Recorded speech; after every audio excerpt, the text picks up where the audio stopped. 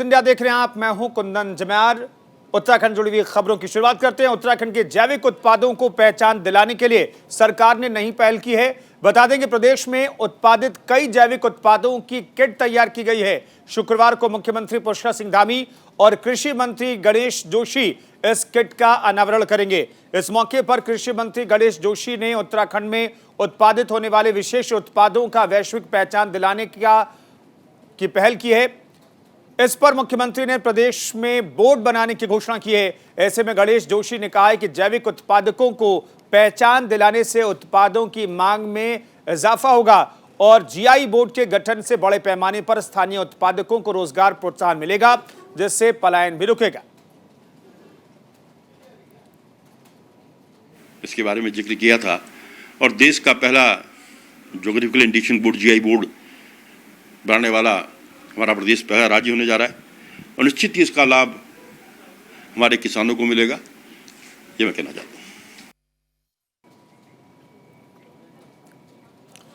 खबर देहरादून से, जहां नेता प्रतिपक्ष यशपाल आर्य ने सरखेत, मालदेवता, गाड़गांव सहित कई आपदाग्रस्त गांवों का दौरा किया है, जिसके बाद मृतकों के परिवार और आपदा पीड़ितों से उन्होंने मुलाकात की। इस दौरान यशपाल आर्य के साथ पूर्व विधायक, मीडिया प्रभारी और कई कार्यकर्ता मौजूद थे। ऐसे में यशपाल आर्य ने सरकार से आपदा पीड़ितों के उचित मुआवजे की मांग की है।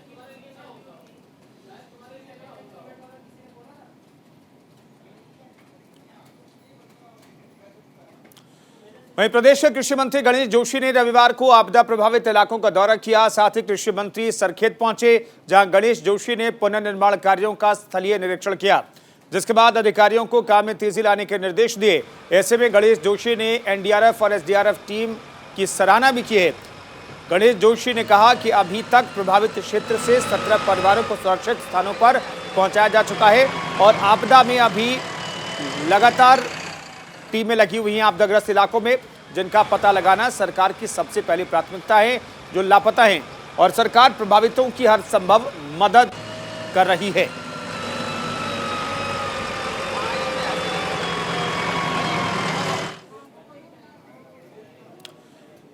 खबर देहरादून से, जहां एक और एसडीआरएफ प्रदेश भर में रेस्क्यू ऑपरेशन से सैकड़ों की संख्या में लोगों का रेस्क्यू कर रही है। वहीं अब टीम ने आपदाग्रस्त क्षेत्र में राशन पहुंचाकर मदद के लिए भी कदम आगे बढ़ाए हैं। बता दें कि आपदाग्रस्त क्षेत्रों में पहुंचाना राशनों को ये जिम्मेदारी संभाली एसडीआरएफ की टीम ने। कहीं पुल टूट गए हैं तो कहीं मलबे से मार्ग अवरुद्ध है। ऐसे में एसडीआरएफ ने इस चुनौती को स्वीकार करते हुए पीड़ितों की मदद के लिए कई किलोमीटर पैदल चलकर राशन पहुंचाया है। आपको तस्वीरें दिखा रहे हैं। हेड कांस्टेबल रविंद्र पटवाल के हमरा एसडीआरएफ टीम ने लगभग 10 किलोमीटर पैदल चलकर टिहरी के गांव में जिप लाइन और रोप स्ट्रेचर से राशन पहुंचाया है।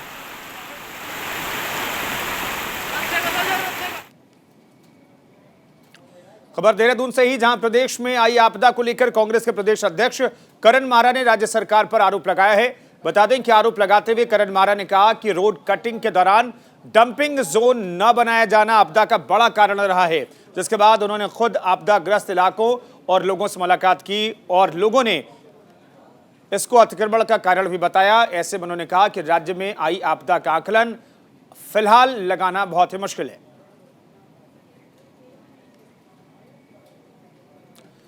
कर्णप्रयाग नैनीसैण मोटर मार्ग एक बार फिर से बाधित हो गया है। लगातार पहाड़ी से बड़े बड़े बोल्डर और मलबा आने से बंद हुआ है। सड़क मार्ग रविवार से बाधित है, जो कि अभी तक नहीं खुल पाया है। बता दें कि लोक निर्माण विभाग में आने वाली इस मोटर मार्ग को कपीरी पट्टी की लाइफलाइन कहा जाता है। सड़क जाम होने के कारण लोगों को काफी दिक्कतों का सामना करना पड़ रहा है। बता दें कि सड़क जगह जगह से टूटी हुई है, पानी और मलबे का ढेर लगा हुआ है, जिसके चलते राहगीरों को अपनी जान जोखिम में डालकर आवागमन करना पड़ रहा है। ऐसे में स्थानीय लोगों का कहना है कि लोक निर्माण विभाग की लापरवाही के चलते सड़क अभी तक सुचारू नहीं हो पाई है। ये जो लाइफलाइन है, ये सड़क ही इसकी लाइफलाइन है, लेकिन जब से ये यहाँ पे अवरुद्ध हो रहा लगातार जो है तमाम हमारे जितने 14 ग्राम पंचायत हैं उसका पूरा संपर्क जो है मेन मुख्य मार्केट से हमारा कट चुका है। तमाम असुविधाओं का सामना हमारी पब्लिक को करना पड़ रहा है। यहाँ पे गर्भवती महिलाएं हैं, उनको स्वास्थ्य की जांच करने के लिए उनको तमाम प्रकार की कठिनाइयों का सामना करना पड़ रहा है। विद्यार्थी जो हमारे हैं, जो जिनको इंटर कॉलेज नैनीसैण जाना है, जिनको कनखुल जाना है, उनको तमाम असुविधाओं का सामना करना पड़ रहा है। लेकिन इसके बावजूद भी कल 10-11 बजे से जो है यहाँ पे सड़क बंद हो गई है, लेकिन हमने एक्शन PWD गोचर को जो है इसकी सूचना दी थी। उसके बाद उन्होंने ये आश्वासन दिया था कि हम जो है सड़क को तुरंत ही खोल देंगे, लेकिन अभी तक 24 घंटे होने वाले हैं, अभी तक PWD की तरफ से कोई भी किसी प्रकार की कोई कार्रवाई नहीं की गई है। हमारी क्षेत्रीय जनता को बहुत असुविधाओं का यहाँ पर सामना करना पड़ा है। हर आदमी अपनी जान को हथेली में रख कर यहाँ पर जाना पड़ रहा है। और जैसे यहाँ पर देखिए आप कनखुल और बिडोली के बीच में जो स्लाइडिंग यहाँ पर हुआ था, यहाँ पर जो खुद मेरे ही 2 खेत थे, हमने जन क्षेत्र के लिए अपने खेत वहाँ पर कटवाए, लेकिन देखिए वहाँ पर लगातार 5-6 खेत ऊपर तक भूस्खलन हो रहा है। मैं विभाग से चाहता हूँ कि आप जल्दी से जल्दी वहाँ पर सुरक्षा दीवार लगा दी जाए, क्योंकि वहाँ पे क्या हो गया कि जो जिन लोगों के अन्य खेत अब ऊपर हैं वो लोग अब हमें गाली दे रहे हैं कि आपने अपना खेत तो कटवाया, लेकिन अब उनके खेतों को भी नुकसान हो रहा है। देखिए हम गरीब किसान लोग हैं, किस प्रकार से हमारी ये फसल यहाँ पर बोई हुई थी, लेकिन हमने क्षेत्र के विकास और क्षेत्र में सुविधाएँ हो इसलिए अपने खेत को यहाँ पर कटवाने के लिए हाँ मंजूरी की, लेकिन हम विभाग से चाहते हैं कि आप यहाँ पे जल्दी से सुरक्षा दीवार लगा दी जाए। तो सड़क होने पे इतनी बड़ी दिक्कत है कि आजकल जो है यहाँ बरसात के सीज़न पे और 2 दिन से ये सड़क बड़ी मुश्किल से तो पहले ठीक हो पाई, और 2 दिन से एक पत्थर पड़ा हुआ और PWD बिल्कुल सोया हुआ है, जबकि मौखिक रूप में लिखित रूप में PWD को बता चुके हैं। और यहाँ पे जो इतनी परेशानियाँ बच्चों के, गर्भवती महिलाओं के लिए और जो बीमार व्यक्ति हैं, यहाँ पर से इतनी परेशानी है कि जनता को क्षेत्रीय के लिए हमारी 16 ग्राम पंचायतें हैं, 16 ग्राम पंचायतों के क्षेत्रीय के लोगों के लिए एक बहुत बड़ी सी दिक्कत है। इस छोटी सी इस काम के लिए कितनी बार PWD को बोल दिया, लेकिन शासन प्रशासन एकदम सोया। यूके SSSC पेपर लीक भर्ती मामले में अभी तक STF ने 21 गिरफ्तारियां कर ली हैं, लेकिन अभी भी SDF के हाथ पेपर लीक मामले का मास्टरमाइंड नहीं लगा है, जिसे लेकर कांग्रेस ने हाईकोर्ट के सिटिंग जज से मामले की जांच कराने की मांग की है। ऐसे में प्रदेश अध्यक्ष करण मारा का कहना है कि सिटिंग जज अगर मामले की जांच करते हैं तो किसी भी प्रकार से जांच में दबाव की स्थिति न बने। वहीं उन्होंने 2016 के प्रकरण का भी सवाल उठाते हुए कहा इस पूरे मामले की भी जांच होनी चाहिए। आपको बता दें कि अभी तक भर्ती प्रक्रिया के इस पूरे मामले में STF ने 20 से ज्यादा लोगों को गिरफ्तार किया है और अभी भी लगातार STF की जांच चल रही है।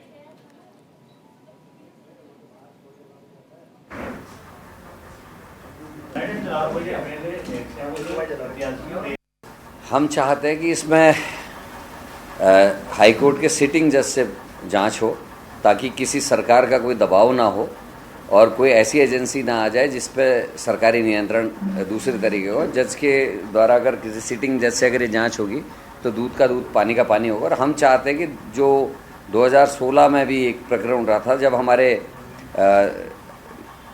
जो चयन आयोग था उसके 2 मेंबर्स ने इस्तीफ़ा दिया था अध्यक्ष पर आरोप लगाते हुए कि भर्ती में घोटाला हुआ है, और उसमें तात्कालिक संसदीय कार्य मंत्री प्रकाश पंत जी ने हाउस में ये कहा था कि हम मानते हैं, सरकार मानती है कि कॉपीज़ के साथ टैंपरिंग हुई है और दोषियों के खिलाफ कार्रवाई होगी। लेकिन दुर्भाग्य से 2017 से आज तक वो उनकी मृत्यु के बाद उसमें कोई कार्रवाई नहीं हो पाई है। वहाँ से जांच होनी चाहिए ताकि दूध का दूध पानी का पानी हो सके, क्योंकि जो हाकम सिंह पकड़ा गया है ये पहले भी फॉरेस्ट भर्ती घोटाले में इसके ऊपर FIR हुई थी, और उसके बावजूद भी मंत्री, अधिकारी और भारतीय जनता पार्टी ने उससे संबंध बरकरार रखा। ये भी एक जांच का विषय होना चाहिए, और तभी जाके हम उत्तराखंड सरकार खेलों को बढ़ावा देने के साथ ही प्रदेश के खिलाड़ियों को राष्ट्रीय स्तर तक अपनी प्रतिभाओं को दिखाने का मौका दे रही है, जिसके तहत आज राजधानी देहरादून में 20वीं उत्तराखंड राज्य सीनियर बैडमिंटन प्रतियोगिता 2022 का समापन हुआ। आपको बता दें कि इस प्रतियोगिता का आयोजन 17 अगस्त से शुरू हुआ था। वहीं इस मौके पर मुख्य अतिथि के तौर पर खेल मंत्री रेखा आर्य ने प्रतिभाग किया। इस दौरान प्रतियोगिता में सर्वश्रेष्ठ प्रदर्शन करने वाले खिलाड़ियों को पुरस्कार देकर सम्मानित किया गया। वहीं खेल मंत्री रेखा आर्य ने मीडिया से बातचीत करते हुए कहा कि आज के समय में उत्तराखंड के खिलाड़ी प्रदेश में ही नहीं बल्कि देश में भी अपना नाम रोशन कर रहे हैं। ऐसे में बेहतर प्रदर्शन करने वाले खिलाड़ियों को सरकार की तरफ से प्रोत्साहन राशि भी दी जाएगी, जिससे खिलाड़ियों को अपने परिवार पर निर्भर न रहना पड़े। देखिए, आज जो है 20वां Uttarakhand state senior badminton championship का आज समापन है। मैं समझती हूँ कि इस समापन के अवसर पर मुझे आने का यहाँ पर मौका मिला है और निश्चित रूप से जो हमारे सीनियर्स हैं, निश्चित रूप से जो अंडर 18 हैं, उन सब बच्चों की आज प्रतियोगिताएं लगभग फाइनल की ओर पहुँची हैं और कई लोगों को प्राइज़ भी यहाँ पर आज मिले हैं। मैं समझती हूँ कि एसोसिएशन का ये एक अच्छा और सुखद प्रयास है। इससे कई मौके भी मिलते हैं, अवसर भी मिलते हैं और निश्चित रूप से बच्चों की प्रतिभा को निखार भी मिलता है और बच्चे फिर नेशनल और इंटरनेशनल के लिए प्रिपेयर भी होते हैं। मैं मानती हूँ कि निश्चित रूप से इस प्रतियोगिता के माध्यम से बच्चों को बहुत लाभ मिला होगा और मैं मानती हूँ कि इस प्रकार की प्रतियोगिताएँ होती रहनी चाहिए। धर्मनगरी हरिद्वार में अब स्कूली बच्चे भी चौराहों पर ट्रैफिक कंट्रोल करते हुए दिखाई देंगे। बता दें कि ट्रैफिक पुलिस ने 4 पब्लिक स्कूलों के 33 छात्र छात्राओं को यातायात प्रबंधन की ट्रेनिंग दी है। इसके बाद छुट्टी के दिनों में बच्चे ट्रैफिक पुलिस के साथ ट्रैफिक कंट्रोल करते हुए दिखाई देंगे। ट्रैफिक वॉलंटियर के रूप में बच्चे ट्रेनिंग में काफी रुचि लेते हुए दिखाई दिए। ट्रैफिक पुलिस की तरफ से छात्रों को 2 दिन की ट्रेनिंग दी गई है और अब उनकी प्रैक्टिकल ट्रेनिंग भी शुरू की जाएगी। ऐसे में ट्रैफिक पुलिस के अधिकारियों का कहना है कि इस शुरुआत से न सिर्फ पुलिस को सहयोग मिलेगा बल्कि छात्रों के अंदर भी ट्रैफिक कंट्रोल की समझ पैदा होगी। Ramrai public school, Hariharanand school और ये डीएवी पब्लिक स्कूल के 4 स्कूलों के टोटल 33 छात्र छात्राओं को जो है प्रशिक्षण प्रदान किया गया, 2 दिवसीय है। इसके बाद इनको जो है प्रैक्टिकल ट्रेनिंग जो है ग्राउंड पे प्रैक्टिकल ट्रेनिंग दी जाएगी। उसके पश्चात प्रैक्टिकल ट्रेनिंग के समाप्त होने के पश्चात इनको जो है जहाँ पे हमारे जनपद हरिद्वार शहर की व्यस्तम चौराहे हैं वहाँ पे इनको जो है ड्यूटी में ट्रैफिक पुलिस के साथ ड्यूटी में इनको लगाया जाएगा और इनका काम रहेगा पुलिस के साथ पब्लिक अवेयरनेस करना और ट्रैफिक जो है रेगुलेट करना, इस तरह के कार्य करेंगे। ट्रैफिक वॉलंटियर कोर्स है, पूर्णतः ट्रैफिक वॉलंटियर जितने भी बच्चे आए स्वेच्छा से और उनके अभिभावकों की और स्कूल के जो टीचर्स हैं उनकी जो है परमिशन से सभी बच्चे आए हैं और विलिंगली आए हैं और इन्होंने क्लास जो प्रशिक्षण इनका चलाया उसके दौरान काफ़ी बढ़ चढ़ के प्रतिभाग किया है और ये है मतलब काफ़ी अच्छा जो रुचि ले रहे हैं तो काफ़ी अच्छा कार्य कर रहे हैं। राजस्थान में शिक्षक के एक छात्र की पीट-पीट हत्या करने के विरोध में हरिद्वार के ग्राम ब्रह्मपुरी रावली महदूद में दलित समाज के लोगों ने कैंडल मार्च निकाला। लोगों ने हत्यारे शिक्षक को फांसी की सजा देने की मांग की। इस दौरान कैंडल मार्च में शामिल हुए लोगों ने मृतक छात्र को श्रद्धांजलि अर्पित की। आपने देखा होगा वो एक दलित बच्चा था और उस बच्चे को केवल इतना दोष था कि उसे प्यास लगी थी और प्यास लगने पर उसे घड़े से पानी पीने पर उसे एक अध्यापक ने सवर्ण जाति के अध्यापक ने उसे मौत के घाट उतार दिया और ऐसे अत्याचार हमारे समाज पे होते रहते हैं। उसके बाद एक और मामला आया था, एक अध्यापिका को जिंदा जला दिया गया। उसके विरोध में समाज के ऊपर, दलित समाज के ऊपर कोई अत्याचार ना हो, उसके विरोध में हम ये कैंडल मार्च निकाल रहे हैं और छुआछूत से आजादी के लिए हम कैंडल मार्च निकाल रहे हैं। ये कहना चाहूंगा, जब अगर छुआछूत की बात आती है तो अगर इंद्र मेघवाल हिंदू था तो ये हिंदू संगठन आज तक कहाँ है, अब कहाँ है, कहाँ बैठे हुए वो छुप कर। इस अत्याचार के खिलाफ बहुत भाई इंद्र मेघवाल की जिस तरीके से हत्या की गई है ये निंदनीय है, ये किसी को भी स्वीकार नहीं है। लेकिन दुख इस बात का है कि सत्ता में बैठे हुए वो अंधभक्त जिनको ये हत्या नहीं नजर आती है, यदि किसी दलित के साथ में रेप होता है वो रेप नजर नहीं आता है, यदि जिंदा जलाया जाता है वो जिंदा जलाया नहीं नजर आता है। और इस तरीके से वो सरकार में शासन चलाना चाहते हैं, तो ऐसे शासन को उखाड़ने के लिए बहुजन समाज को बहुजन समाज पार्टी के माध्यम से इकट्ठा होना होगा और ऐसी सरकारों को नेस्तनाबूद कर। उत्तरकाशी जनपद के बेडथात में इस बार सावन की संक्रांति को दूध गड्डू बटर फेस्टिवल का आयोजन किया गया। ये एक पौराणिक मेला है जो पहले दूध गड्डू के नाम से जाना जाता था। इस बार ग्रामीणों और जनप्रतिनिधियों ने इस मेले को दूध गड्डू बटर फेस्टिवल का नाम दिया है। बता दें कि इस मेले में दूर दूर से ग्रामीण अपने घरों से दूध, दही और मक्खन लेकर पहुंचते हैं और अपने आराध्य देव नागराज को प्रसन्न करने के लिए कामना करते हैं, जिससे इलाके में खुशहाली रहे, साथ ही ग्रामीणों की फसल और पशुओं की समृद्धि हो। मेला हमारा पौराणिक मेला है और कई वर्षों से मनाया जाता है और इस साल ये भव्य रूप में मनाया गया है, जिसमें हमारे पत्रकार बंधुओं ने हमारा बहुत बड़ा सहयोग किया है। और मैं आशा करता हूँ पत्रकार बंधुओं से इस मेले को प्रचार प्रसार के लिए जो है सरकार तक पहुँचाने का प्रयास करेंगे। हम इनके आभारी रहेंगे क्योंकि इन्होंने हमारे इस दूरस्थ में सीमांत हमारा गमरी पट्टी और धनारी पट्टी का जो सीमांत क्षेत्र है यहाँ पहुँचने का जो कष्ट किया, भगवान सेम नागराज इनके मनोकामना का पूर्ण करे, इनके कार्य वृद्धि में दिन दुनी रात चौगुनी हो। जैसा हमारा जो सावन का एक अंतिम जो हमारी संक्रांत होती है, इस बार जो हमारे नई नई जो फसल के लिए हमारा जो पैदावार हो रही है उसके लिए, उसके सुख खुशहाली के लिए, गांव की खुशहाली के लिए पौराणिक रूप से हम इसको मनाते थे। और आज भी हमारे जितने भी युवा है इसको और हमारा जो भगवान नागराजा है इसके प्रति आस्था रखते हैं और ये चाहते हैं कि ये आस्था और हमारी जो संस्कृति, हमारी जो विरासत है उसको हम कायम रखें। हरिद्वार में कोतवाली ज्वालापुर क्षेत्र में पुलिस के लाख दावों के बावजूद शराब और सट्टे का कारोबार थमने का नाम नहीं ले रहा है।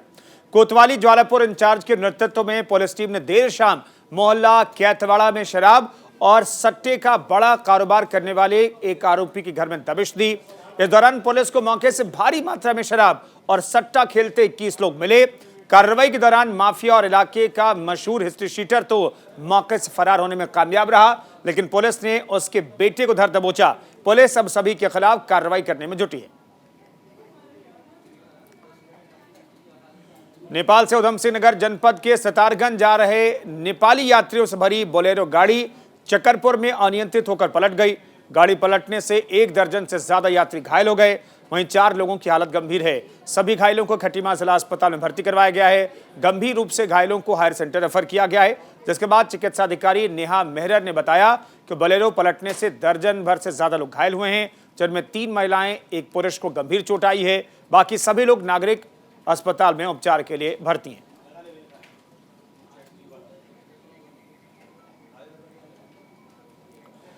रुड़की के मंगलौर में बढ़ते नशे के कारोबार से परेशान दर्जनों महिलाओं ने नशा तस्करों के खिलाफ कार्रवाई किए जाने की मांग की है।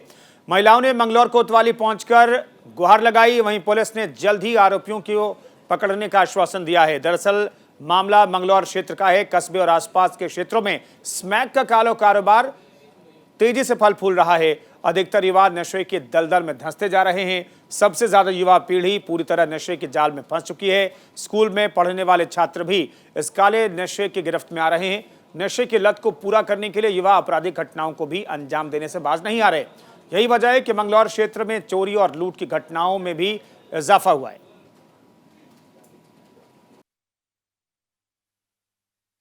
मोहल्ला खालसा वाल्मीकि बस्ती में पूरा नशा हो रहा है।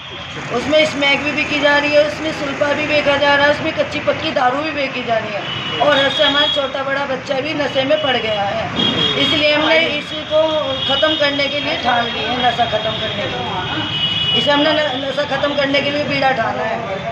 बच्चे इस स्थिति में है कि उन्हें खाने का भी पता नहीं है, क्योंकि उनको अगर वो इस टाइम सोएंगे तो रात को इसी टाइम उठेंगे अगले दिन। इतना बुरा हाल हमारे बच्चों का है।